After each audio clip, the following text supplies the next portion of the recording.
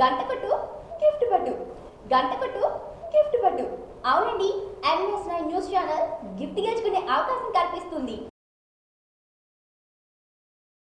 దీనికోసం మీరు పెద్దగా కష్టపడాల్సిన అవసరం ఏమీ లేదు. అన్ని వర్గాల వాళ్ళను అలరిస్తూ కార్యక్రమాలను అందిస్తున్న MS9 న్యూస్ ఛానల్ని సబ్స్క్రైబ్ చేసుకోవడం మాత్రమే.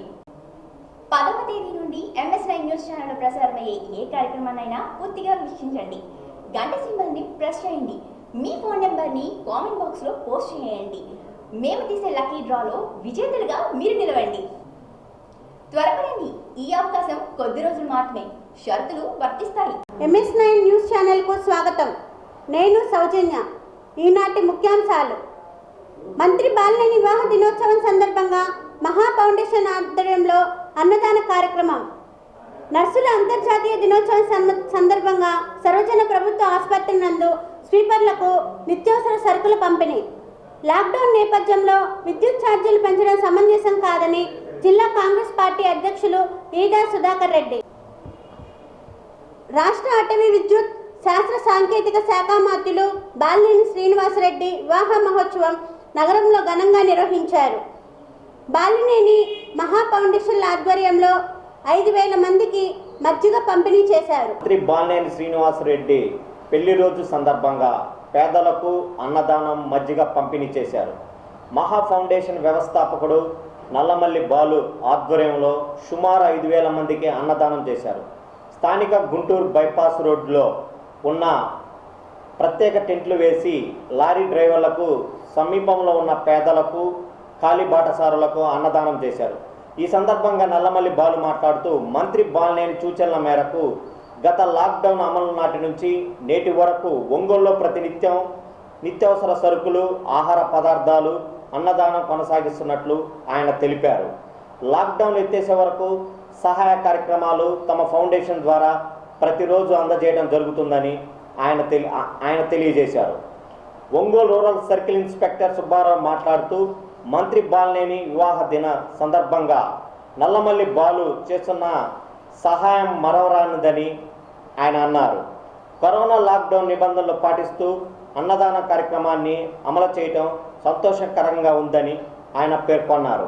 బీజేపీ కార్యాచరణ ఇదేనా అంటూ కాంగ్రెస్ ఇన్ఛార్జ్ మెడబల్లి వెంకటేశ్వరరావు ప్రశ్నించారు. ప్రపంచవ్యాప్తంగా ఉన్న 200 దేశాల్లో 154 క్రిస్టియన్ దేశాలు, 35 ఇస్లామిక్ దేశాలు ఉన్నప్పటికీ ఒక్క భారతదేశం హిందుత్వ దేశంగా ఉండడంలో తప్పేంటి అంటూ భాజపా నాయకులు ముక్త కంఠంతో ప్రకటనలు మాత్రమే పరిమితమైతే సరిపోతుందా అంటూ ఆయన ప్రశ్నించారు.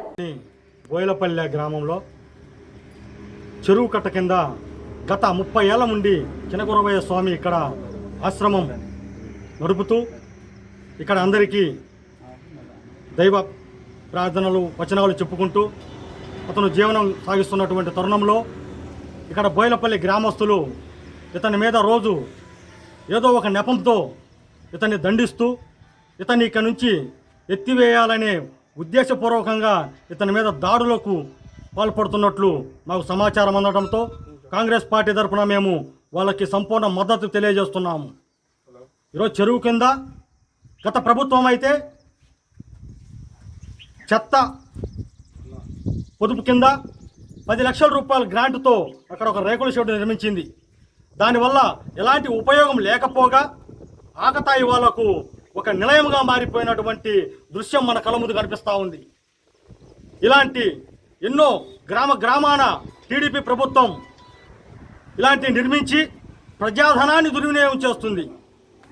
అదేవిధంగా పాలక ప్రభుత్వం వైసీపీ ప్రభుత్వం ఈరోజు వారు కార్యకర్తలు కానీ నాయకులు కానీ ఇక్కడ సచివాలయం ఏర్పాటు చేయాలి, ఊరు ఎక్కడో ఉంది, సచివాలయం మాత్రం చెరువు కింద కడతారంట. ఈ విధంగా వాళ్ళు ఇతన్ని బెదిరిస్తూ ఇక్కడ ఖాళీ చేయించాలనే ఉద్దేశపూర్వకంగా ఇతని మీద దాడులకు పాల్పడుతున్నారు. కాబట్టి దీన్ని మేము ఖండిస్తున్నాము. కాంగ్రెస్ పార్టీ తరఫున మేము వారికి పూర్తి అండగా ఉండి వారిని మేము అన్ని వేళలా వాళ్లకు సహాయ సహకారాలు అందిస్తామని కూడా ఈ సందర్భంగా తెలియజేస్తున్నాను. అదేవిధంగా చిన్న బోయిలపల్లి అయితేనేమి, పెద్ద బోయిలపల్లి అయితేనేమి ఇక్కడ సచివాలయాలు ఏర్పాటు చేయడానికి గ్రామంలోనే అందుబాటులో ఉండే విధంగా సచివాలయాలు ఏర్పాటు చేయాలి తప్ప ఎక్కడో ఊరికి 2-3 కిలోమీటర్ల దూరంలో సచివాలయం ఏర్పాటు చేయడానికి ఏ ప్రభుత్వం అంగీకరించదు. దీనికి ప్రజలు కూడా సముఖంగా లేరు. కాబట్టి ఆ నాయకులు వారు ఇక్కడ ఏదో వాళ్ళ సులభం కోసం, వారి స్వప్రయోజనాల కోసం ఇక్కడ ఇతన్ని ఖాళీ చేయించాలన్న ఉద్దేశంతోనే ఈ పన్నాగం పట్టారని మనకు స్పష్టంగా అర్థమవుతుంది. మరి ఈనాడు హిందూ ధర్మం కావాలని చెప్పేసి బీజేపీ పాలకులు అంటున్నారు. మరి ఇదేనా హిందూ ధర్మం అని చెప్పేసి నేను అడుగుతున్నాను. మీరు ఏం చేస్తున్నారు? బీజేపీ ప్రభుత్వము ఇలాంటి ఆశ్రమాలు నడుపుకున్నటువంటి ఈ మత గురువులను వీళ్ళను ఈ విధంగా హేయమైన చర్యలకు దిగజారుతుంటే మీ ప్రభుత్వం ఏం చేస్తుంది? జనసేన అధినేత పవన్ కళ్యాణ్ ఆదేశాల మేరకు జనసేన పార్లమెంట్ ఇన్ఛార్జ్ షేక్ రియాజ్ సూచన మేరకు జనసేన వర్జనీయ కమిటీ సహకారంతో 35వ డివిజన్లో మాసపత్రిక జర్నలిస్టులకు బియ్యం సరుకులు పంపిణీ చేశారు. ఈ సందర్భంగా రియాజ్కు సహకరించిన వారందరికీ ధన్యవాదాలు తెలిపారు. కార్యక్రమంలో చిట్టం ప్రసాద్, అరుసుమల్లి వెంకట్రావు, రాంబాబు, ముత్యాల కళ్యాణ్, తెలగంశెట్టి సుబ్బారావు, బండారు సురేష్, ఆర్కే నాయుడు తదితరులు పాల్గొన్నారు. కావలి ఏరియా హాస్పిటల్లో డిఆర్ విద్యా సంస్థల సహకారంతో NH95 మాస్కులు పంపిణీ చేశారు.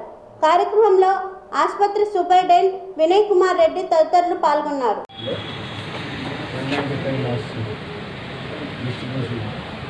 చేస్తున్నటువంటి మన వినయ్ కుమార్ రెడ్డి గారు అల్లుడు నాగేశ్వర రెడ్డి గారు, అదేవిధంగా వాళ్ళ నాన్న నాగేశ్వర రెడ్డి గారు, అదేవిధంగా ఇప్పుడు వచ్చిన సభ్యులందరికీ కూడా ముందుగా కృతజ్ఞతలు తెలియజేస్తున్నాము. ఎందుకంటే ఎక్కడ ఏది అవసరమో గమనించి అక్కడ ఆ స్టాఫ్కి ఇవ్వడం అనేది చాలా ఇంపార్టెంట్. అది ఇప్పుడేమైనా ప్రసాద్ గారు చెప్పినట్టు స్ప్రేయర్ అనేది మున్సిపాలిటీ కూడా అవసరం. దాదాపు 3 నుంచి 4 లక్షల మంది పేపర్ల నుంచి ప్రారంభించారు. 4 lakhs కాస్ట్తో స్ప్రేయర్ ఇవ్వడం అనేది చాలా గొప్ప విషయం. ఎందుకంటే మున్సిపాలిటీకి అనేది స్ప్రేయర్ అనేది అవసరం. ఎందుకంటే ప్రతి వీధిలో దాన్ని కొట్టాలా, ఆ స్ప్రేయర్తో మందు కొట్టి నిర్ణయం చేస్తే మనకి కరోనా అనేది రాకుండా ఉంటుంది. అదేవిధంగా ఇక్కడ మన గవర్నమెంట్ హాస్పిటల్లో మాస్క్ అనేది చాలా ఇంపార్టెంట్. సిస్టర్స్ కానీ డాక్టర్స్ కానీ ముఖ్యంగా N95 మాస్క్, రొటీన్ మాస్క్ అంటే అది వేరు, N95 మాస్క్స్ అనేది చాలా ఇంపార్టెంట్. ఎందుకంటే ఎప్పుడు కూడా డాక్టర్స్ సిస్టర్స్ పేషెంట్స్కి 24 hours టచ్లో ఉంటాం, దగ్గర పోయి ట్రీట్మెంట్ చేయడం, వాళ్ళు దగ్గినా తుమ్మినా ఆ తుంపర్లు వచ్చి డాక్టర్ల మీద పట్టడం కానీ, అదేవిధంగా సిస్టర్స్ మీద పట్టడం కానీ ఇవన్నీ జరుగుతూ ఉంటాయి. కాబట్టి ఈ N95 మాస్క్ వల్ల చాలా వరకు ఆ కరోనా నుంచి బయటపడడానికి ఆస్కారం ఉంది. కాబట్టి వాంబే కాలనీ డివిజన్ CITU ఆధ్వర్యంలో ఉదయం సి బ్లాంక్ గ్రౌండ్ వద్ద క్షౌర వృత్తిదారులు ప్లకార్డులతో నిరసన కార్యక్రమం చేపట్టారు.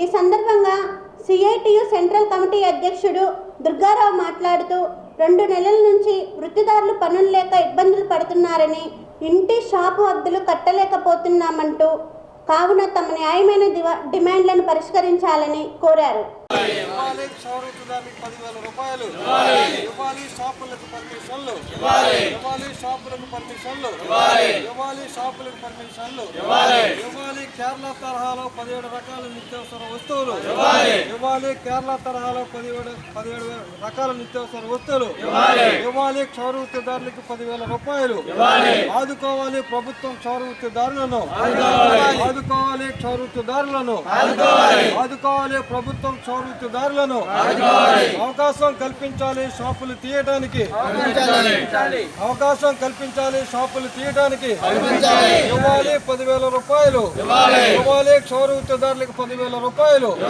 ఆదుకోవాలి ప్రభుత్వం క్షౌర వృత్తిదారులను, ఆదుకోవాలి ప్రభుత్వం క్షౌర వృత్తిదారులను, ఆదుకోవాలి ప్రభుత్వం క్షౌర వృత్తిదారులను, ఇవ్వాలి కేరళ తరహాలో 17 రకాల నిత్యావసర వస్తువులు, ఇవ్వాలి కేరళ తరహాలో 17 రకాల నిత్యావసర వస్తువులు, ఇవ్వాలి కేరళ తరహాలో 17 రకాల నిత్యావసర వస్తువులు, అవకాశం ఇవ్వాలి షాపులు తీయటానికి ఇవ్వాలి అవకాశం, ఇవ్వాలి షాపులు తీయటానికి, ఇవ్వాలి షాపులు తీయటానికి అవకాశం ప్రభుత్వం, ఇవ్వాలి షాపులు తీయటానికి ప్రభుత్వం అవకాశం, ఇవ్వాలి పర్మిషన్ ప్రభుత్వం, షాపులు తీయటానికి ప్రభుత్వం పర్మిషన్, ఇవ్వాలి క్షౌరవృత్తిదారులకు 10,000 రూపాయలు, ఇవ్వాలి క్షౌరవృత్తిదారులకు 10,000 రూపాయలు, ఇవ్వాలి క్షౌరవృత్తిదారులకు 10,000 రూపాయలు, ఇవ్వాలి 17 60వ డివిజను వాంబాయి కాలనీ. నా పేరు లక్ష్మణరావు. నాయి బ్రాహ్మణులు వృత్తిదారులు ఇబ్బందులతో లాక్డౌన్ కారణంగా ఎవరు షాపులు తెరవట్లేదు. నిత్యావసర వస్తువులు కొనలేకపోతున్నారు. షాపు రెంట్లు, కరెంటు బిల్లులు, ఇంటి అద్దెలు, ఇంటి కరెంటు బిల్లులు, గ్యాస్ బండ్లు, కేబుల్ కనెక్షన్లు ప్రతి ఒక్క దానికి కూడా రేట్లు అధికంగా ఉండడం వలన, ఇళ్లలో ఉండడం వలన ఎవరు కూడా ఏది కూడా కొనుక్కునే పరిస్థితిలో లేరు. ఒక్కొక్కరు కూడా పస్తులు ఉన్న స్థితి. ఎవరు కూడా పనులు చేసుకోకపోవడం వలన చాలా ఇబ్బందులు పడుతున్నారు. వీళ్ళని ఆదుకోవటానికి ప్రభుత్వం కూడా ఇంతవరకు కృషి చేసింది లేదు. 10,000 ఇస్తామన్నారు, షాప్కి 10,000 కూడా లేదు. కరెంటు బిల్లులు అధికంగా వేస్తున్నారు. మా యందు దయించి అందరూ కూడా కొంచెం ఉపాధి కల్పించాలని కోరుకుంటూ ప్రాధేయపడుతున్నాం. కూడా ఇంతవరకు మేము ఆశించిన ఏది కూడా అందలేదు. ప్రతి కూరగాయలు కానీ మార్కెట్లో వచ్చే ఏ వస్తువు కూడా అధిక రేట్లలో మేము భరించలేక బాధతో ఉన్నాం. పాల ప్యాకెట్ నిమిత్తం కూడా కొనుక్కునే పరిస్థితిలో లేరు. పేదవారు మేము. బ్యాండ్లో కానీ షాపుల్లో కానీ వీటిల్లో కూడా మాకు లేదు. షాపులు తీస్తే మున్సిపాలిటీ వాళ్ళే కానీ పోలీసు వారే కానీ మా మీద ఇది చేస్తున్నారు. మాకు అవకాశం కల్పించాలి. ఒక 6 గంటల నుంచి 10 గంటల వరకు అయినా మాకు ఇస్తే మేము చేసుకొని మా పోషణని చూసుకుంటాం. లేదా ప్రభుత్వం ద్వారాగా ఏ ఉపాధి కల్పించినా మాకు కృతజ్ఞత తెలుపుకుంటాం. ఇది ఆశిస్తున్నాం. మా నాయ బ్రాహ్మణ తరఫున మా కుటుంబాలంతా మీరు ఇచ్చే ఉపాధి కోసం ఎదురు చూస్తున్నాం. ఇవ్వాలి క్షౌరవృత్తిదారులకు 10,000 రూపాయలు, ఇవ్వాలి షాపులు తెరవడానికి పర్మిషన్, ఇవ్వాలి షాపులు తెరవడానికి పర్మిషన్. న్యూస్లో ఇప్పుడు ఒక చిన్న విరామం. మీరు డాక్టర్ కావాలనుకుంటున్నారా? నీట్ పరీక్షల్లో మెరుగ్గా రాణించాలనుకుంటున్నారా? అయితే మీ గమ్యం లక్ష్య విద్యా సంస్థలు, గుంటూరు, విజయవాడ. ఫిజిక్స్ విభాగంలో నిష్ణాతులైన జి మల్లికార్జున రెడ్డి ఆధ్వర్యంలో నడుస్తున్న అద్భుత సంస్థలు లక్ష్య విద్యా సంస్థలు, గుంటూరు, విజయవాడ. Phone number 7799800629. నమస్కారం అండి. మనం స్టార్ట్ చేసి కాలేజ్ అనేది కోచింగ్ సెంటర్ అనేది స్టార్ట్ చేసి 7 ఇయర్స్ అయింది. ఇప్పటికి 6 ఇయర్స్ రిజల్ట్ చూసినట్లయితే 50% సక్సెస్ రేట్ అనేది మెడికల్ సీట్లో ఉంది. ప్రజెంట్ మనము ఐఐటికి కూడా కోచింగ్ ఇస్తున్నాం. ఈ సంవత్సరం ఆ రిజల్ట్ ప్రొడ్యూస్ చేస్తాం. అది కూడా నియర్లీ 50% వచ్చే ఛాన్సెస్ అనేవి ఎక్కువగా ఉన్నాయి సార్. అయితే గ్రామీణ ప్రాంతం నుంచి వచ్చే విద్యార్థులే మన దగ్గర ఎక్కువ సక్సెస్ రేట్ ఉందండి. అంటే వీళ్ళల్లో ఒక ప్లస్ ఉంది, ఒక మైనస్ ఉంది. ప్లస్ ఏంటంటే చెప్పిన పని చెప్పినట్లుగా చేయటం. మైనస్ ఏమిటంటే కొంచెం సబ్జెక్టుగా తక్కువగా ఉంటాం. అంటే గ్రామీణ ప్రాంతం అంటే ఏం లేదు సార్, మన పిల్లలు విద్యార్థులు కొంతమంది బి సెంటర్లో చదువుతుంటారు. ఫర్ ఎగ్జాంపుల్ మనకు మార్కాపురం, కనిగిరి ఇలాంటి ప్రాంతాల్లో బి సెంటర్లు అంటాం. ఈ సెంటర్లు అంటే కొంచెం జిల్లా స్థాయిలో ఉన్నటువంటి వాటిని ఏ సెంటర్లు అంటాం. కొంచెం మంచి స్కూల్స్ని కూడా ఏ సెంటర్స్ అంటాం. ఈ ప్రాంతాల నుంచి ఈ సెంటర్స్ నుంచి వచ్చి చదివే పిల్లలు మనం చెప్పిన పని చెప్పినట్లుగా ఏ రోజు వర్క్ ఆ రోజు చేస్తూ ఉన్నట్లయితే దాని మీద మన పర్సనల్ కేర్ అనేది ఉంటుంది వాళ్ళ వర్క్ మీద. ఆ విధంగా వాళ్ళు సక్సెస్ రేట్ అనేది బాగా చూపిస్తారు. పెర్ఫార్మ్. మీరు డాక్టర్ కావాలనుకుంటున్నారా? నీట్ పరీక్షల్లో మెరుగ్గా రాణించాలనుకుంటున్నారా? అయితే మీ గమ్యం లక్ష్య విద్యా సంస్థలు, గుంటూరు, విజయవాడ. ఫిజిక్స్ విభాగంలో నిష్ణాతులైన జి మల్లికార్జున రెడ్డి ఆధ్వర్యంలో నడుస్తున్న అద్భుత సంస్థలు లక్ష్య విద్యా సంస్థలు, గుంటూరు, విజయవాడ. Phone number 7799800629. తిరిగి MS9 న్యూస్కు స్వాగతం. ప్రజలు కరోనా వల్ల ఇబ్బందులు పడి లాక్డౌన్ నేపథ్యంలో తీవ్ర ఇబ్బందులకు గురవుతున్న ఈ సమయంలో ముఖ్యమంత్రి విద్యుత్ ఛార్జీలు పెంచడం సమంజసం కాదని జిల్లా కాంగ్రెస్ పార్టీ అధ్యక్షులు ఈద సుధాకర్ రెడ్డి అన్నారు. కాంగ్రెస్ జిల్లా పార్టీ కార్యాలయంలో జరిగిన సమావేశంలో ఆయన మాట్లాడుతూ కరోనా వల్ల వర్గాల ప్రజలు ముఖ్యంగా రోజువారీ కూలీలు, అసంఘటిత కార్మికులు, పేదలు, మధ్యతరగతి ప్రజలు, వ్యాపారస్తులు గత 50 రోజులుగా ఇళ్లకే పరిమితమై ఆర్థిక వనరు లేక, తినటానికి తిండి లేక అవస్థలు పడుతుంటే ఆదుకోవాల్సిన ముఖ్యమంత్రి విద్యుత్ ఛార్జీలు పెంచారు. ఎన్నికల సమయంలో 200 యూనిట్లు వరకు ఉచితంగా ఇస్తామని చెప్పి అధికారంలోకి వచ్చాక మాట తప్పారని ఈదా విమర్శించారు. ఆపత్కాలంలో విలేకరులను, పారిశుద్ధ కార్మికులను ఆదుకున్న వైకాపా నాయకులు. కరోనా మహమ్మారి కరువు కాలంలో స్థానిక విలేకరులను, పారిశుద్ధ కార్మికులను 34వ డివిజన్ నేతాజీ 8వ వీధిలో ఉన్న వైకాపా కార్యాలయంలో కూరగాయలు, గుడ్లు పంపిణీ చేశారు. ఈ కరోనా వైరస్ వచ్చిన తర్వాత 50 రోజుల నుంచి లాక్డౌన్ మన భారత ప్రధానమంత్రి చెప్పినప్పటి నుంచి మన ఆంధ్రప్రదేశ్ అన్ని రాష్ట్రాల ముఖ్యమంత్రులు కూడా దీన్ని ఖచ్చితంగా పాటిస్తూ ఉన్నారు. మనది 34వ వార్డు డివిజను. మన రూరల్ ఎమ్మెల్యే శ్రీధర్ రెడ్డి గారు, గిరిధర్ రెడ్డి గారు స్థాపించిన ఆఫీస్ ఇది. దీని గుండా మన ఈ 50 రోజుల నుంచి మన 34వ వార్డు ఇన్ఛార్జి అదరత్ నాయుడు గారు, వెంగళరావు నాయుడు కానీ ఇక్కడ కానీ ప్రతిరోజు ఏదో కార్యక్రమం చేస్తూ సేవా కార్యక్రమాలు చేస్తున్నారు. ఈరోజు వారి తండ్రి గారు రమణయ్య గారు, ఆయన పేరు ఎవరు చెప్పలా, కరణం రమణయ్య గారు, అదరత్ నాయుడు గారి నాన్నగారు వాళ్ళ సొంత డబ్బులతో ఈరోజు ఈ కార్యక్రమము నిర్వహిస్తున్నారు. ఇక్కడ పారిశుద్ధ కార్మికులకు కానీ, మీడియా మిత్రులకు కానీ అందరికీ కూడా ఈ 34వ డివిజన్ తరఫున అదరత్ నాయుడు వాళ్ళ తండ్రి రమణయ్య నాయుడు గారు ఇద్దరు కలిపి కూడా ఈరోజు ఇవ్వటం జరిగింది. కరోనా వ్యాధికి వ్యాక్సిన్ వచ్చిన తర్వాత కానీ ఇది పూర్తిగా నయం కాదు. దీని గురించి భయపడవలసిన అవసరం లేదు. మనం శానిటైజర్సు, మాస్కులు, దూరం పాటిస్తే దీని నుంచి మనం బయటపడవచ్చు. కొంతమంది సైంటిస్టులతో కూడా మాట్లాడటం జరిగింది. వ్యాక్సిన్ 6 నెలల సంవత్సరం లోపల వస్తుంది. దానివల్ల ఏమి భయపడవలసిన అవసరం లేదు. కాబట్టి ప్రతి ఒక్కరూ దాన్ని తరిమి కొట్టేదానికి మన వంతు ప్రయత్నం చేసి దాంట్లో నుంచి మనం బయటపడాలని కోరుకుంటున్నాం. ఈరోజు ఈ కార్యక్రమాన్ని చేపట్టిన అదరత్ నాయుడికి, రమణయ్య నాయుడికి, అందరికీ, మా వార్డు ఇన్ఛార్జి శ్రీనివాస నాయుడికి అందరికీ కూడా ధన్యవాదాలు తెలియదు. జర్నలిస్టులకు మాస్కులు పంపిణీ చేసిన అర్వ పూర్ణ ప్రకాష్. నెల్లూరు జిల్లాలో వివిధ పత్రికలు, ఛానళ్లలో పనిచేస్తున్న జర్నలిస్టులకు 50 మందికి మాస్కులు, శానిటైజర్లను పంపిణీ చేశారు. పీవీఆర్ జయంతి సందర్భంగా 56 దళిత సంఘాల ఆధ్వర్యంలో ఈ కార్యక్రమం నిర్వహించారు.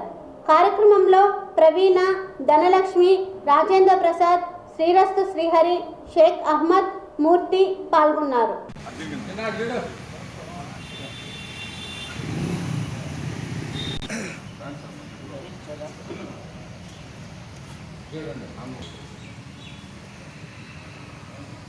అంతర్జాతీయ నర్సుల దినోత్సవం సందర్భంగా సర్వజన ప్రభుత్వ ఆసుపత్రి నందు స్వీపర్లకు నిత్యావసరాల పంపిణీ. అంతర్జాతీయ నర్సింగ్ దినోత్సవం సందర్భంగా ఒంగోలు రిమ్స్లో ఉన్న మహిళా నర్సులందరూ తమ కర్తవ్యంగా వైద్యశాలలో పనిచేస్తున్న పనివారులకు నిత్యావసర సరుకులు పంపిణీ చేశారు. కరోనా వైరస్లో కష్టకాలంలో ఉన్న రోజుల్లో కేవలం వైద్యశాలకే పరిమితం చేసి మానవతా దృక్పథంతో సహాయం చేయటం చాలా సంతోషంగా ఉందని RIMS nursing superintendent K Suvarthamma అన్నారు. ఈ సందర్భంగా ఆమె మాట్లాడుతూ ఓవైపు రిమ్స్లో ఉన్న జనరల్ రోగులతో పాటు మరోవైపు కరోనా రోగులను చూసుకుంటూ సేవ చేయటం పట్ల ఆనందం వ్యక్తం చేశారు. ఈ కార్యక్రమంలో staff nurse G Mary, R Sumathi అంతర్జాతీయ నర్సింగ్ దినోత్సవాన్ని ప్రాముఖ్యతను వివరించారు. ఈ కార్యక్రమంలో స్టాఫ్ నర్సులు పాల్గొన్నారు. తెలుగు యువత ఆధ్వర్యంలో ఆహార పొట్లాల పంపిణీ. ఒంగోలు దత్తాత్రేయ నగర్లో నివసిస్తున్న యానాది కుటుంబాల వారికి తెలుగుదేశం పార్టీ యువత మంగళవారం ఉదయం సుమారు 500 మంది పేదలకు ఆహార పొట్లాలు అందజేశారు. గత 15 రోజులుగా ఇదే కాలనీలో ఏదో ఒక సేవా కార్యక్రమం నిర్వహిస్తున్నట్లు తెలుగు యువ నాయకులు కృష్ణమోహన్ తెలిపారు.